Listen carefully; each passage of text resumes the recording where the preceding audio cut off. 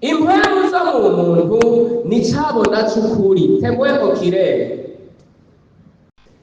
icabona c'ukuri hagize ivyabona byose si bimwe. Nico gituma no mu majambo y'abacamanza hari abo bita ivyabona n'abo bita amasura, harya si bimwe. Hari amasura hari n'ivyabona.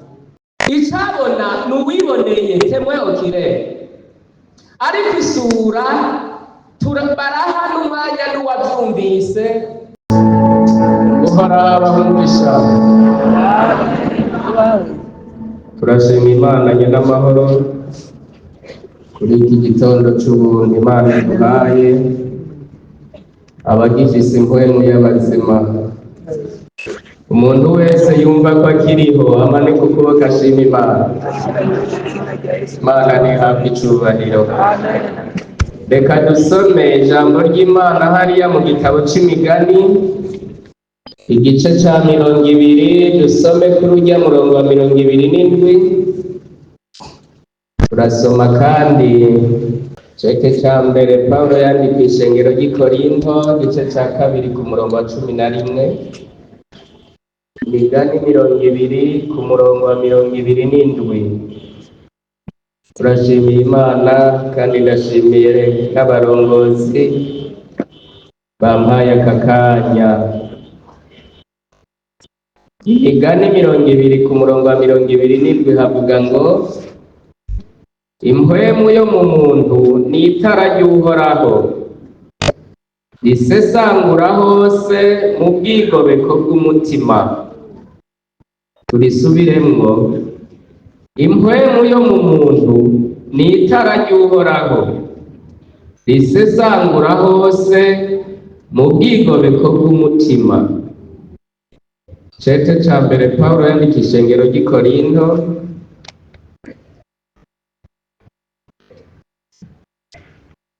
kiriya gice ca 2 kuri uriya murongo wa 11. Ninde mu muntu azi ibiri mu muntu atari impwemu yiwe iri muri we? Niko n'ivy'Imana biri, ntawe ubizi atari impwemu w'Imana. Ninde mu muntu azi ibiri mu muntu atari impwemu yiwe iri muri we? Niko n'ivy'Imana biri, ntawe ubizi atari impwemu w'Imana. Vyahishuriwe Yohana igice ca 20 ku murongo wa 11 tugeze ku 13. Mbona intebe niniya yera, mbona n'iyivyagiye ko isi n'ijuru bihunga mu nyonga hayo. Aho vyahora ntihaba hakiboneka. Mbona abapfuye, abahambaye n'aboroshe bahagaze imbere y'iyo ntebe. Ibitabo birazingururwa, kandi ikindi gitabo kirazingururwa, nico gitabo c'ubugingo. Abapfuye bacirwa imanza z'ivyanditswe muri ivyo bitabo zikwiranye n'ivyo bakoze. Ikiyaga kigarukana abapfuye bo muri co, urupfu n'ikuzimu bigarukana abapfuye bo muri vyo, bicirwa imanza zikwiranye n'ivyo umuntu yakoze. Amajambo y'Imana twamaze kubivuga, abantu tugifise impwemu y'abazima, kandi ubwo n'ubuntu umuntu aba agiriwe n'Imana, kuko koko kubaho kuruta gupfa. Hariho impamvu ituma umuntu yirata kuko aba akiriho. Iyo umuntu akiriho aba agishoboye gukorerwa ibintu bikomeye.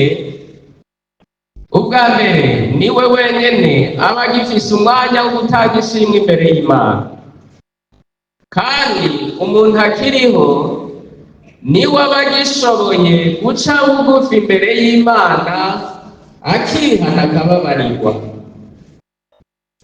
Murumva yemwe kuba tukiriho tugirira ubuntu n'Imana. Kandi rero no kubaho biri kubiri.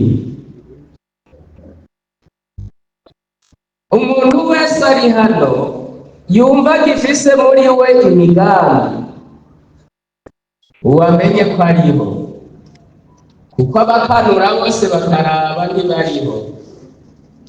Hariho abakanura bakaraba batakiriho, ariko ukazosanga mu mutwe wawe uracafise umugambi, uraciyumvira ico wokora, uzomenye kuriho.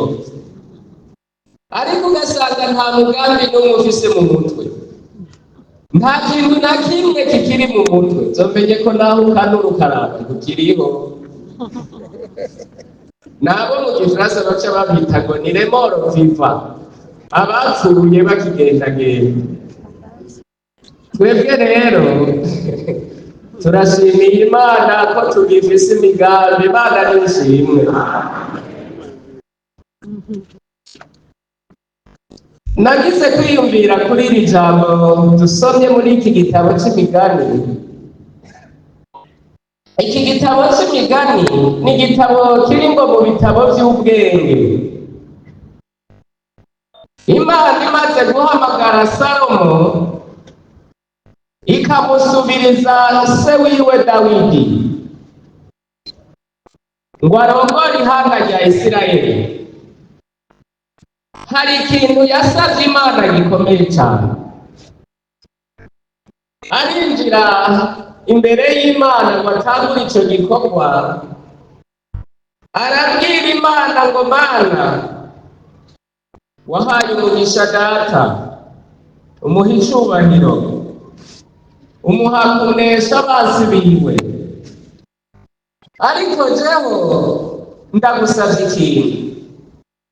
Mu gihe canje co kuganza, Mana ujumpa ubwenge kugira ngo nshobore kurongora iri hanga. Imana irumviriza uwo muntu yumva asavye ikintu gikomeye cane. Imana iramubwira ngo ico usavye Salomo ndakiguhaye.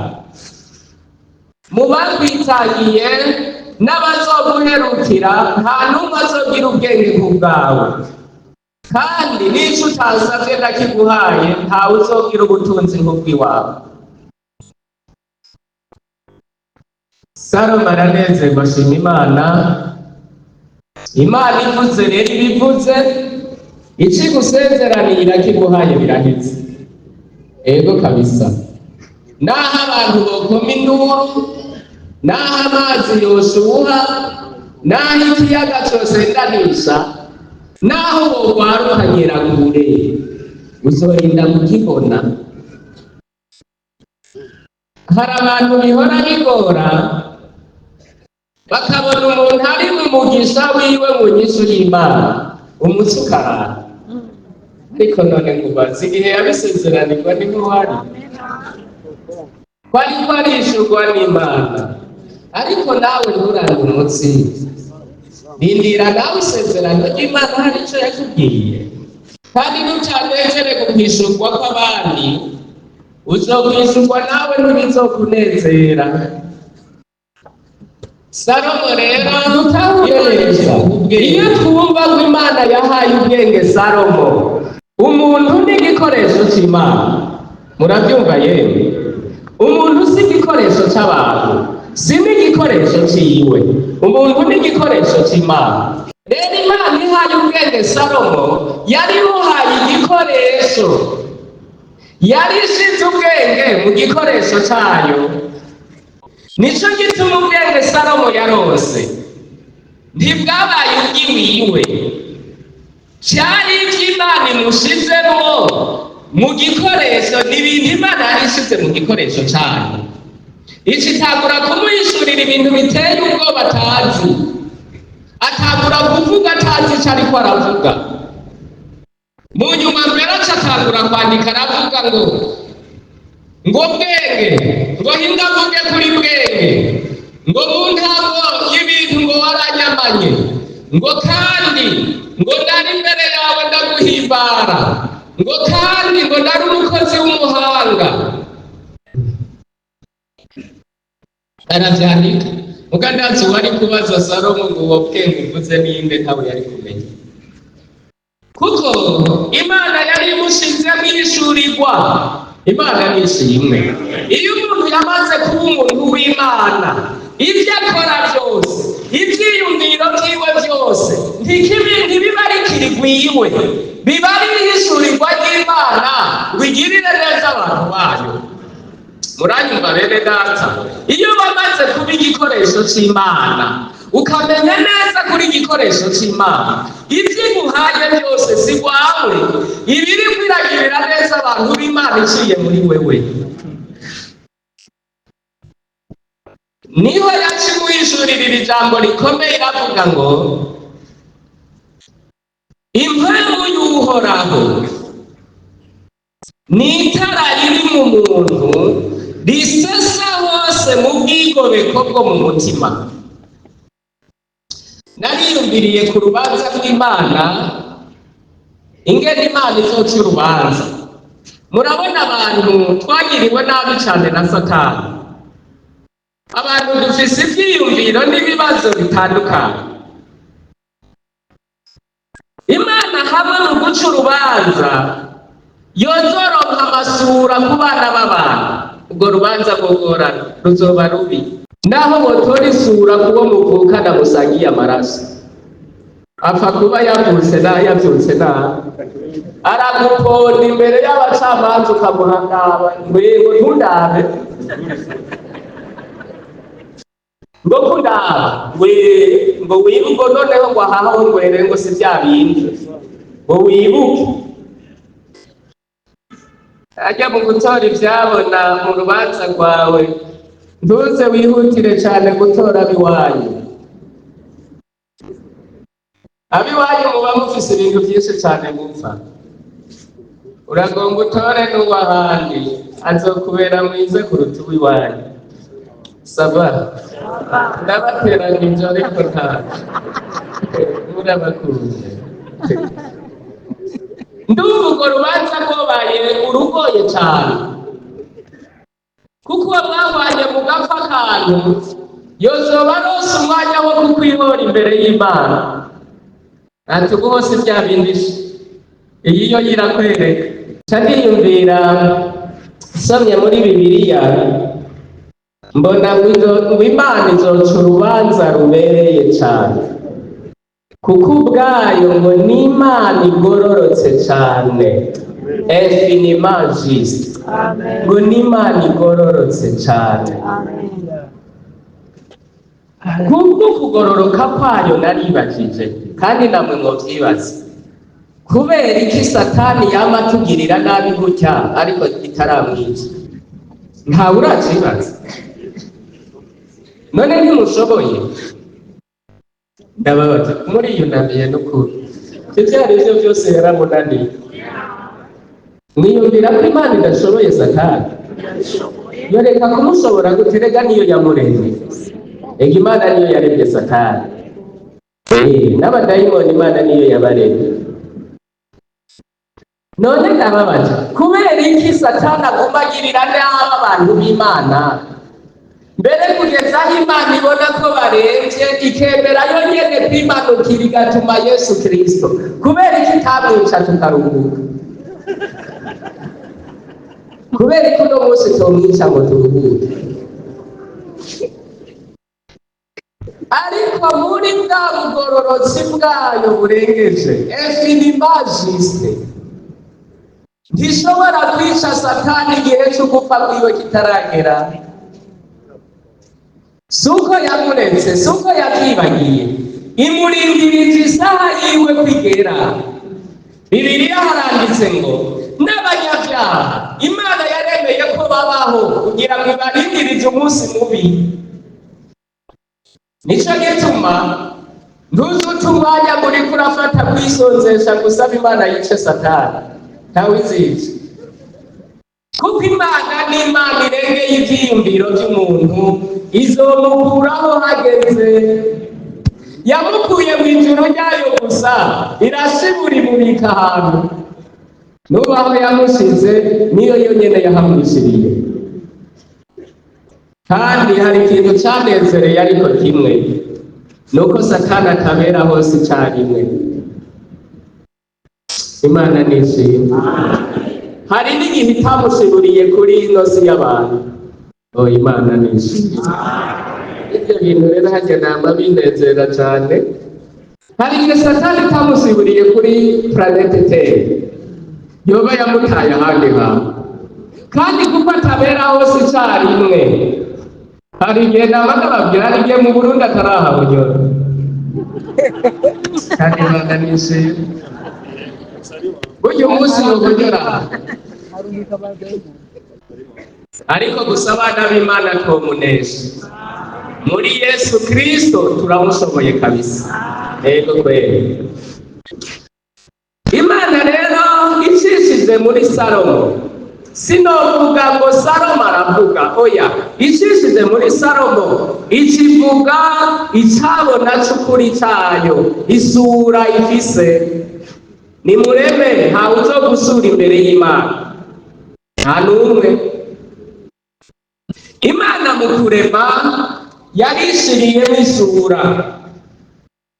Umuntu yamuremanye isura, icabona.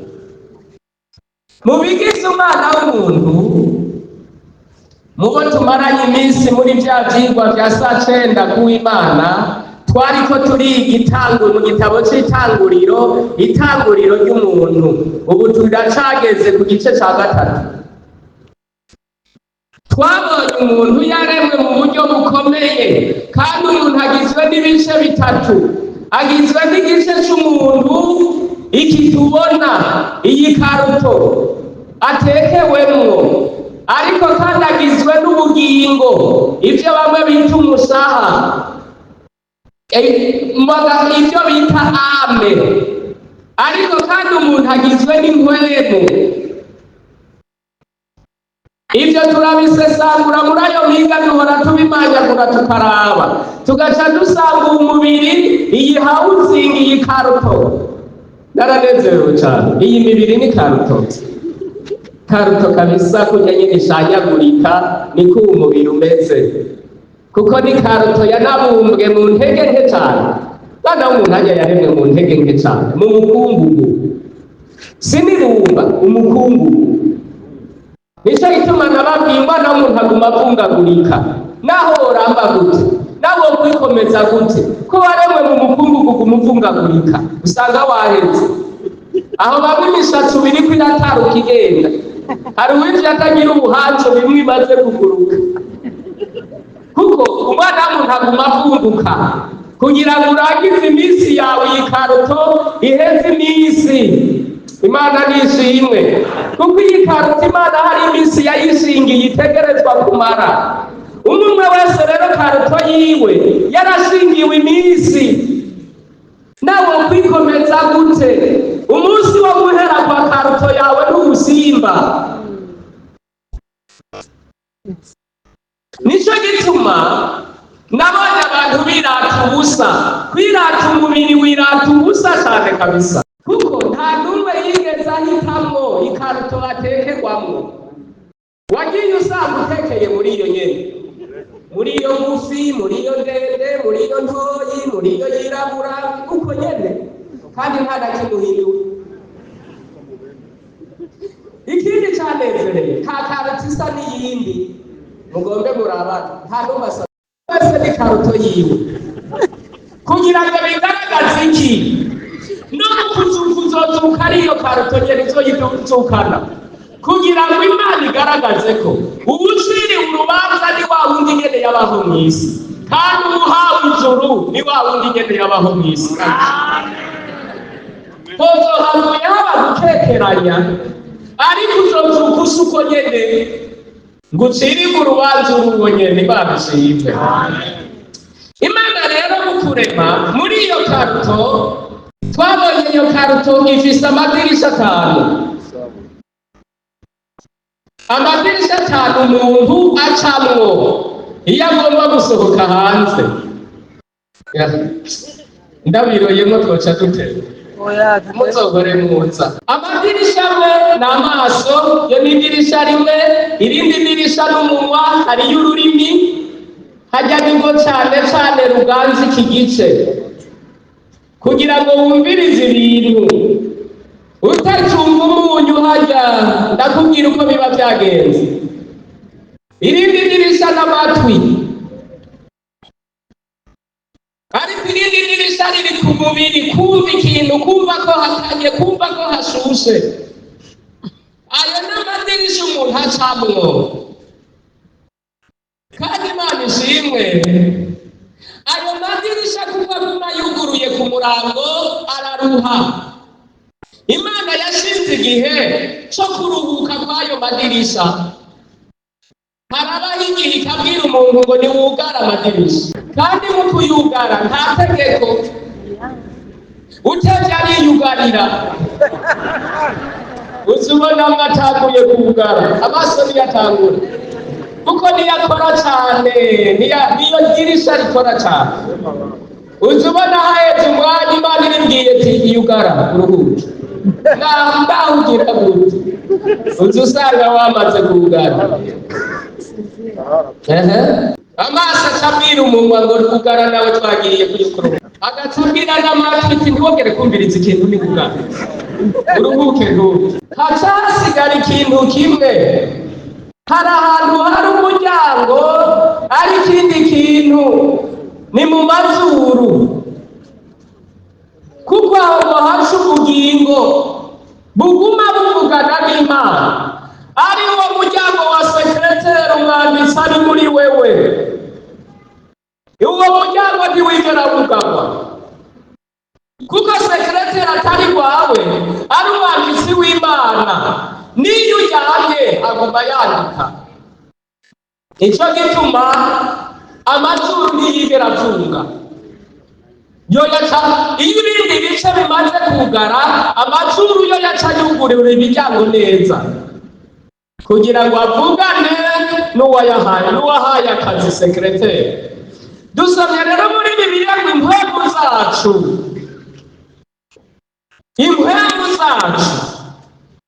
niwe munyamabanga w'Imana, niwe sekreteri, niwe sura, nico cabona Imana yashize mu muntu ngo gisesa kigashika mu bwigobeko bw'umuntu. Haleluya. Kandi ngo yamushizemo isura y'ukuri itabeshitiye. Abandi bo kuvugira ibinyoma, ariko impwemu ziri muri wewe ntizizokwagiriza ikinyoma. Ego kabisa. Kubera ko umusekreteri atugara wewe no mw'ijoro, abagiriye ubuntu n'Imana iyo hageze mw'ijoro imiryango yose yugaye. Haleluya. Kuko baba bafise double nature, barimo abantu babiri bagizwe n'umuntu asanzwe n'undi muntu w'impwemu. Iyo umuntu w'umubiri yugaye, uw'impwemu aca yugurura amadirisha. Haleluya. Amaso y'impwemu agatangura kuraba, amatwi y'impwemu agatangura kumva, iminwa y'impwemu igatangura kuganira n'Imana. Haleluya. Abo bose sekreteri abariko arandika. Imana nishimwe. Uwo munyamabanga rero afise ububano bukomeye cyane. Ubwa mbere, impwemu zo mu muntu ni ikimenyetso cy'uko umuntu akiri muzima. Iyo umuntu akiri muzima aba agihema. Twokwiyumvira aha hariho abaganga, mbega iyo umuntu barabona ibintu bambika ku muntu bakamuha impwemu. Mbaza abaganga bari hano, jewe ntavyo nize vy'ukuvura, harya impwemu zose ziba zavuye mu muntu? Nishura umuganga yoba arimwo, yoba yaravyize, azi iyo anatomi. Harya impwemu zose ziba zavuyemwo? Oya. Ntibanavuga ngo kumuha impwemu, bavuga kumwongereza impwemu. Nukuvuga iki? Nk'uko ibindi bice bigwara, na sekreteri aba yatanguye kugenda buke buke. Baba bamuhaye bekiye, ijya ni bekiye y'impwemu, kugira ngo noneho yandike Imana ni nziza ariko. hari igihe sekreteri atanguye kugira intege nke, Imana yaciye itanga ubwenge ngo mumufashe kugira yandikire neza. Nico gituma iyo zose zivuyemo baca bambura bijya vyuma kuko ntaco biba bikimufasha. Sekreteri abatashe iyo amenyesheje ngo ndahejeje igikorwa ca databuja abagiye. Kandi nico gituma iyo aguye mu muntu nta numwe afise ububasha bwo kumusubizayo, kuko yamuhaye misi, yamuhaye akazi, ibimutahanye ngo aruhuke. Oh, haleluya! Niho handitse rya jambo ngo yemwe abasinzirira itiro ry'urupfu, mweho ntimugire ubwoba nk'abatagira ivyizigiro, kuko mweho muba muruhutse. Haruhuka rero sekreteri, umwanditsi aba aruhutse. Kubera iki rero ivyo bifitiye iki akamaro umuntu w'Imana? Akamaro ka sekreteri, ubwa mbere impwemu zo mu muntu ni icabona c'ukuri, temwe mu kirere, icabona c'ukuri. Hagize ivyabona vyose si bimwe. Nico gituma no mu majambo y'abacamanza hari abo bita ivyabona n'abo bita amasura. Harya si bimwe, hari amasura, hari n'ivyabona. Icabona ni uwiboneye, temwe okirere, ariko isura baraha n'umwanya n'uwavyumvise yabirose mu bundi buryo ariko atabibonye, uwo niwe bita isura. Ariko icabona n'uwiboneye, avuga ngo ivyo ngiye kuvuga niho nari, vyabaye ariho ndi, twari kumwe n'umuntu, uwo ni icabona.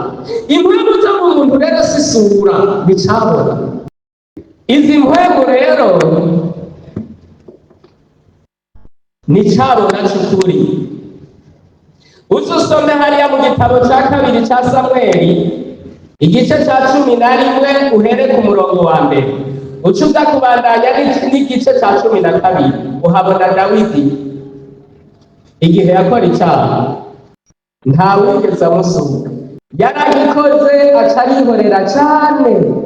Abantu gusa bari babimenye n'abahate, des agents de transmission. Ariko harya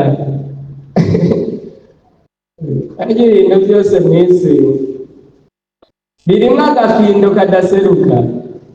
Umuhate yitwa agent de transmission. Ni ukuvuga iki?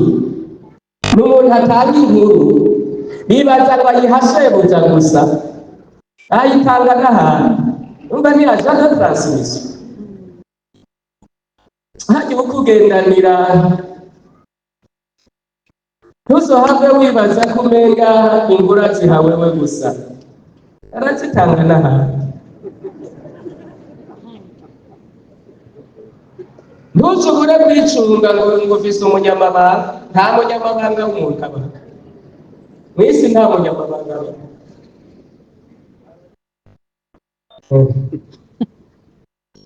Umenga muciye muramba cane, vyaramenyekanye. Aracabigumije, yarabikoze kandi bivuge twese. Ujya kugendaniza bijya ukora vyose yarabikoze.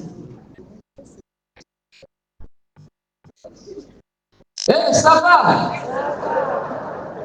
yarabikoze, ariko we ntimuzi ko ari ngira mbere n'umumarayika. Bamwe baba bagendanira aragerageza kumuha utuntu akamunezereza ngo ntacyo bivuge. Umwana w'umuntu umuntu yitamirira, ariko yarabikoze.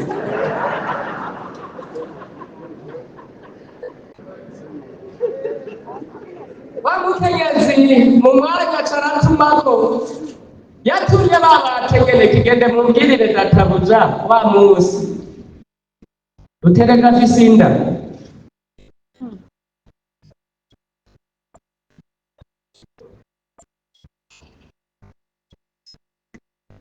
Ryari rikiri ibanga, riratanguye kujaramo. Ariko data wanje umwate kuko akiri inyuma ya shebuja. Abo nivyo shebuja akora gutya.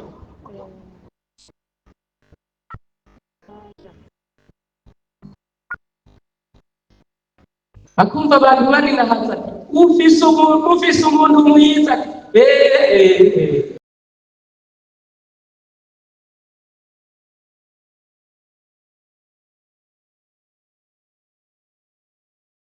Dawidi acaja mubiri we kwiyumvira ikindi kibi yokora ngo yonone dosiye, kandi Satani arakimufasha aramuhenda, ariko Imana iranga. Yiyumvira kuzana Uriya ngo amwice, Imana iranga. Aramutumako, iranga, ariko mu nyuma aruhira kumwica. Yishe Uriya, Imana irahaguruka. Oh, haleluya. Amen. Niwakorera ikibi umugororotsi, uzobikorera abandi bose, ugashika ku mugororotsi yama imbere y'Imana, Imana izokihaguruka ize ivuge ngo icyo ukoze ni igiki.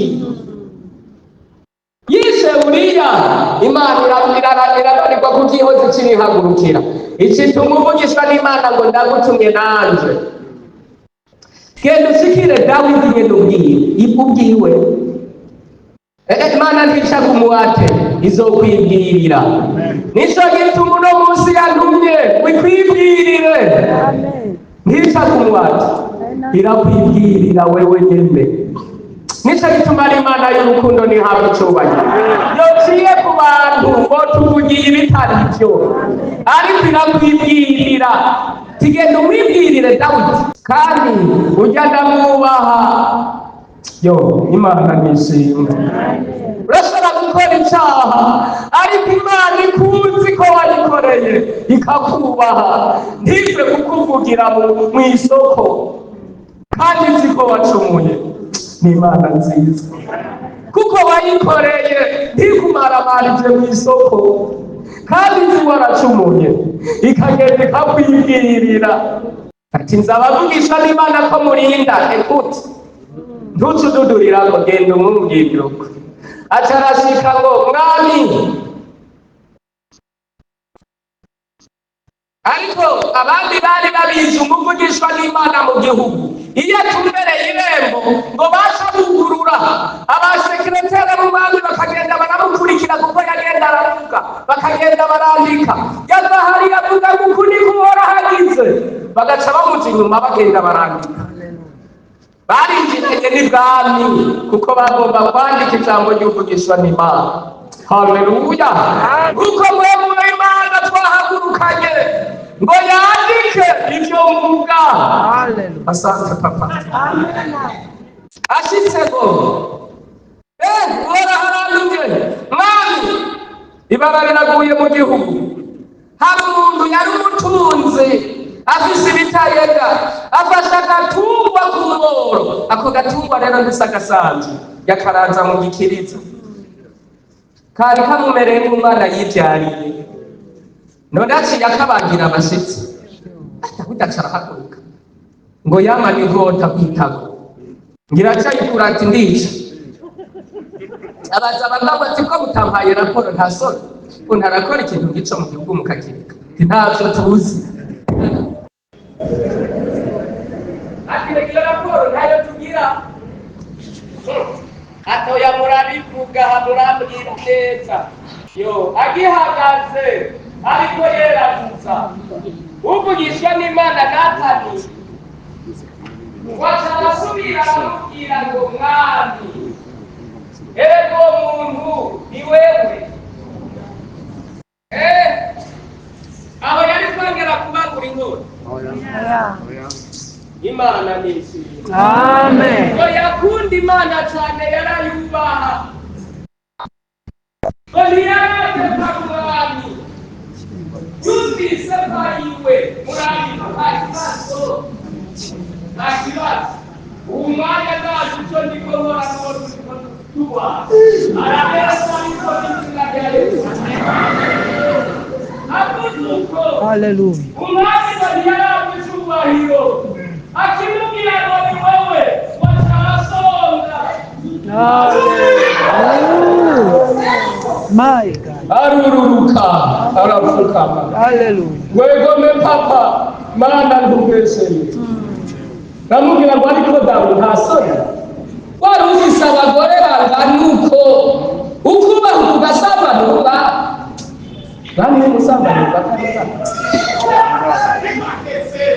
ati Dawudi warasambanye n'umwami kwe kasabi bashaka gusambana ufise umukenyezi ugasamba Dawidi arasonga imbere y'abaganga akamubwira ngo ko wakoze ibyo ngira mpande igihugu cyose. Dawidi ngo ya papa ntuhana abantu bahora umusabije nacumuye hana jewe. Imana imubonye yihanye icituma Natani ngo mubwire ngo ko yihanye ntagipfuye. Uno munsi ukihana Data aragukura mu gihano ntaco uzomukibaye. Kuko igihe yarikora sekreteri yariko arandika nicabona c'ukuri. Imana ivuga ngo ntiherereze urubanza kutarugira. Ni Imana igororotse cyane. Niba wicaye mu ntebe atacaha wiyagiriza bamahoro mu izina y'ingo n'Imana b'amahoro. Ariko ukabura umunyabyaha yantumye kandi ntiyaciye ku wundi, abo kwagiriza ntibobura, ariko uno munsi yatumye ngo kwibwirire wewe nciye muri uwo muryango ryo dirisha, kandi uno munsi ukumvira ijwi ugaca bugufi aragukura ku gihano. Nitemweho kirere kigira kabiri, ingwegu zitwara amasengesho yacu ku Mana. Usomye hariya Samweli igice ca mbere, Samweli cari igitabo ca mbere ca Samweli 1:11, uzobona ukuntu impwemu zacu arizo zitwara amasengesho.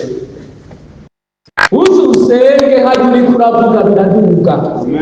Ego kabisa, ukivuga ugihema biraduga imbere y'Imana, kandi nta sengesho na rimwe ritashitse mu matwi y'Imana, nta na rimwe, kuko Imana yaciye ibikora neza. Yasanze kenshi dusenga turi babi nayirera, amasengesho y'abanyabyaha niyo yishikira, ikirungika mpwemu yera afasha abanyabyaha. Urya n'umufasha umuvugizi aca afata urwo rudubi rwawe, ayo masengesho y'urudubi ngo agaca arayahingura mu kugomba kw'Imana, rigaca rishika mu matwi y'Imana rihinguritse, Imana igaca yishura. Nubona hajya warishuye ngo hishu wajya wasenze, hishu wayo mpwemu yera yagusengera. Bibiliya imuvuga ko mu batunihira iminiho itovugwa. Amen. Izo mpwemu kandi nizo zizana amasezerano y'Imana ku muntu, bya bindi wabwirwa mu uryamye, kuko sekreteri yari akiriko arandika naho wari uryamye. Bijya wabwiwe n'Imana bijya n'ukuri, bijya wabonye mu nzozi bijya n'ukuri, Data azobishiza. Ego kabisa. Kandi izo mpwemu ngo nizo zitwara imbabazi z'Imana. Nico gituma bene Data si umugenzo w'idini kubabwira ngo ni ukwihana uvuge. Tuba tugomba ngo urungike sekreteri yandike, kuko ukivuga ngo narakoze iki mbabarira Mana, iduka nyene cyane kuko nyene imbere y'Imana.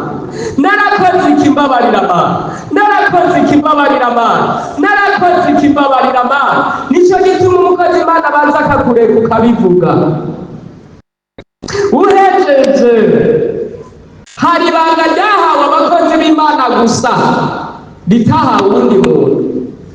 Aca kubwira ngo bamahoro urahariwe. Kandi abivuga atabitinya, kuko twabwiwe ngo uwo muzoharira nzomuharira. Ego kabisa.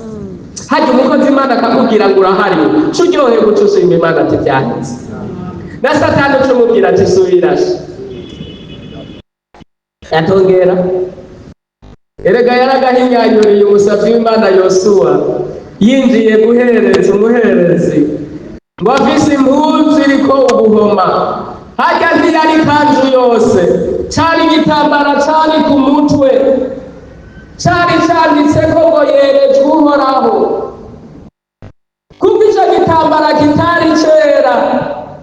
Oh, haleluya, amen.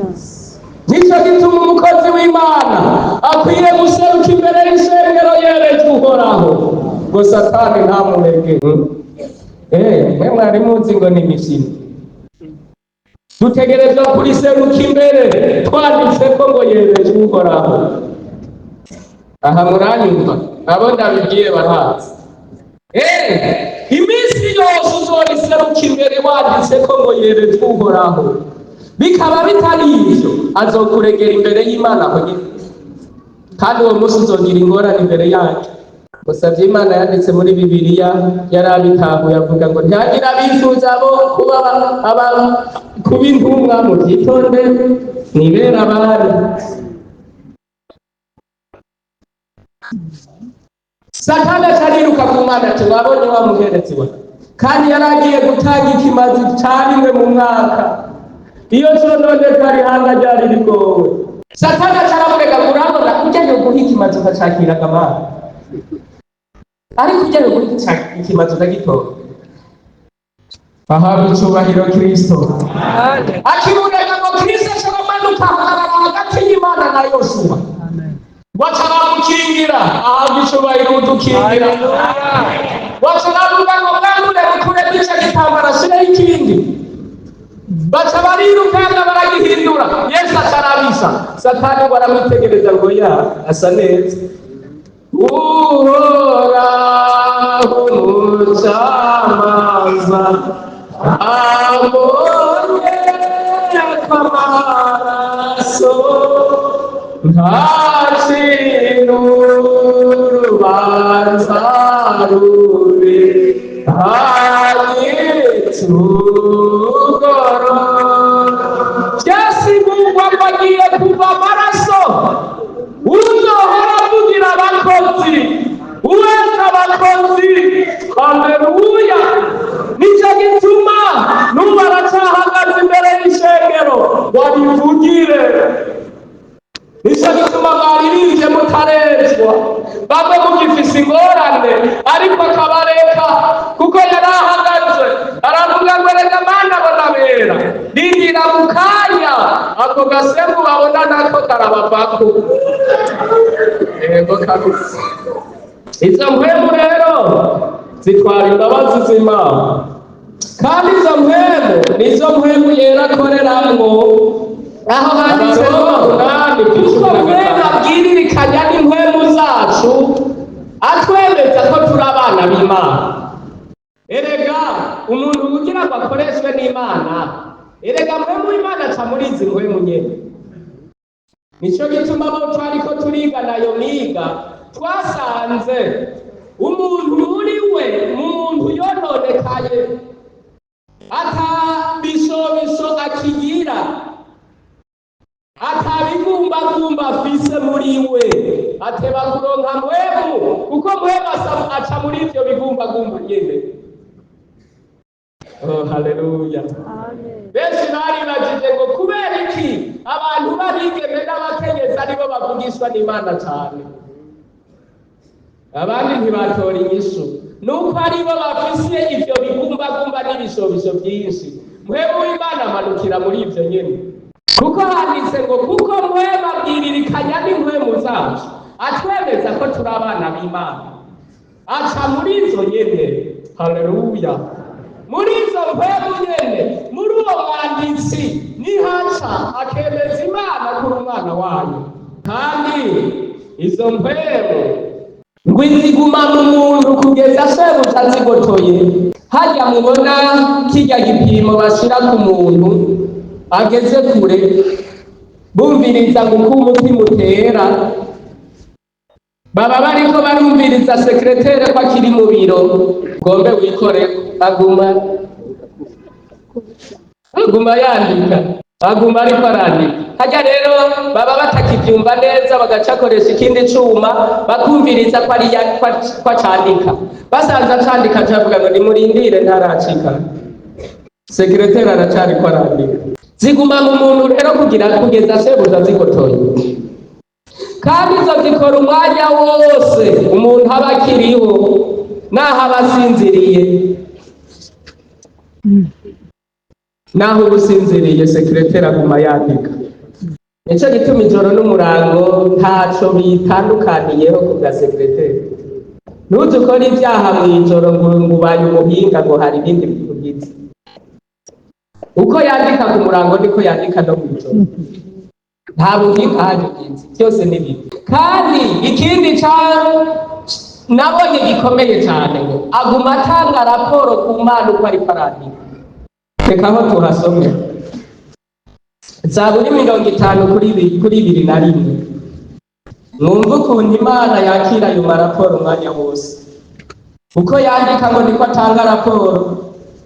Zaburi 50:21 handitse ngo ivyo urabikora nanje ngahora, ukiyumvira yuko mpanye nawe bose, ariko nzoguhana bishira imbere y'amaso yawe uko bikurikirana. Yavyakiriye kira mwanya wose.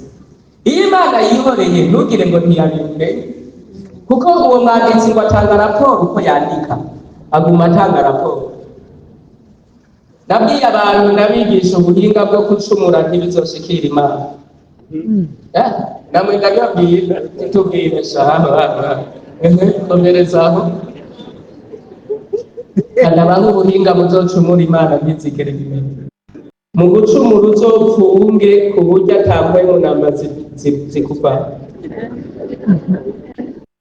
Uzogerageze wumvise umuryango wayo, uzofate umunwa n'amazuru bye kabisa, upfunge sawa sawa, hamwe atampwemu n'amazi genda ucucumura. Muzogire iyo mwimenyereze, wipfunge nk'iminota 5. N'umwanditsi w'inkomezi n'ukuboko azoguterera, uzovayo utumva utabona, ni wewe nyene wirekuriye. Kandi urekuye rero ziduga zose hazocagenda nyinshi.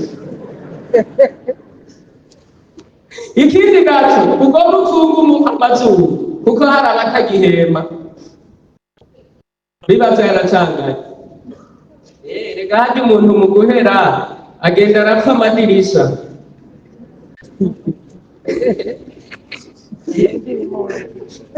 No kwa muganga umuntu ntapfira rimwe, ashahara idirisa rimwe.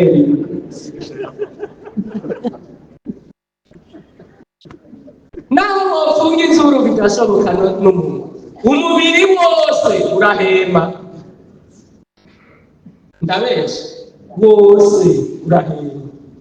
Nawe kwitekera mwisashe, nawe iyo uzoyitabura. Murumva rero nta buhinga nabumwe wokoresha ngo ubuze sekreteri gutanga raporo.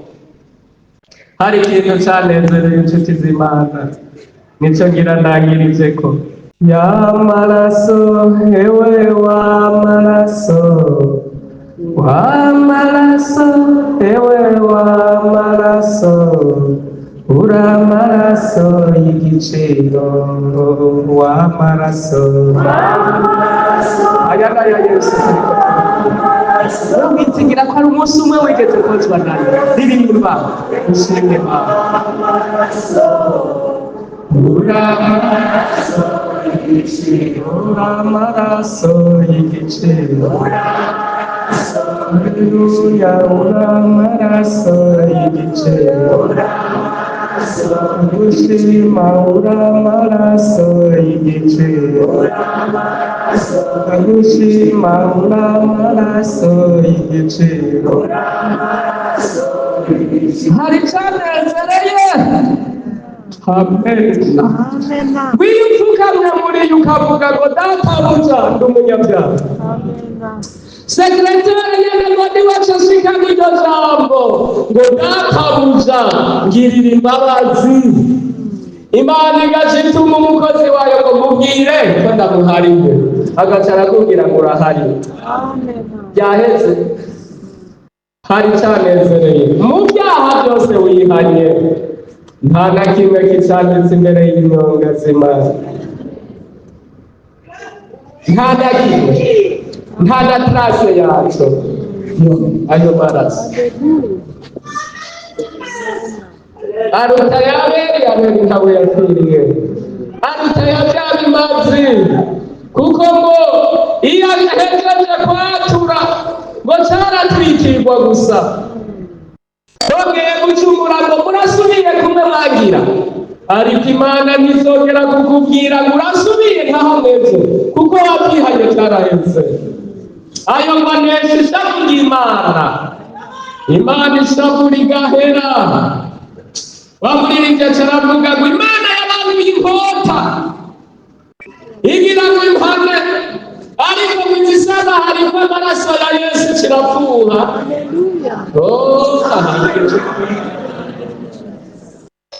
Ko sekretere yanditse utashobora no kumubuza, ntiwokwemera uno munsi akandika ko wihanye.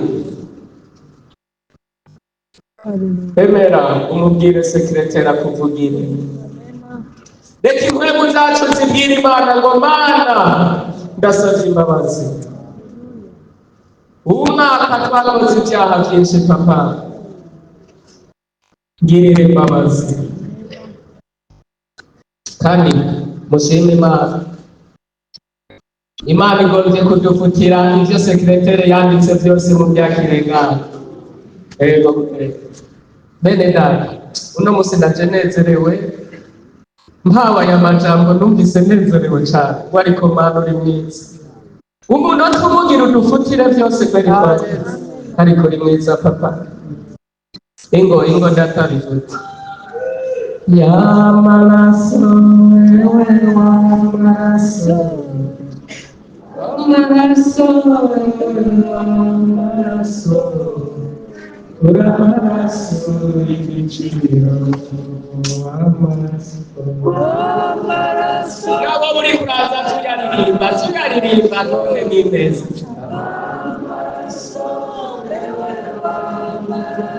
Hallelujah.